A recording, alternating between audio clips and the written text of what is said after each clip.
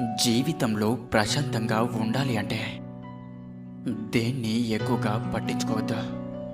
అలాగే ఎవరిని ఎక్కువగా పట్టించుకోవద్దు. అనుభవంతో చెప్తున్నా, అర్థం చేసుకోండి. మనం ఎలా బ్రతకాలో అనేది మనకున్న బాధ్యతలు, బాధలు, అనుభవాలే నేర్పిస్తాయి. మనకు ఎవరు నేర్పాల్సిన అవసరం లేదు.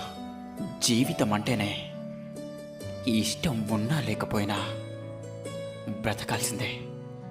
జీవితం అంటే పూల పాన్పు కాదు. ఎప్పుడు సంతోషమే కావాలి అనుకుంటే కుదరదు. బాధలను కూడా భరించడం నేర్చుకోవాలి.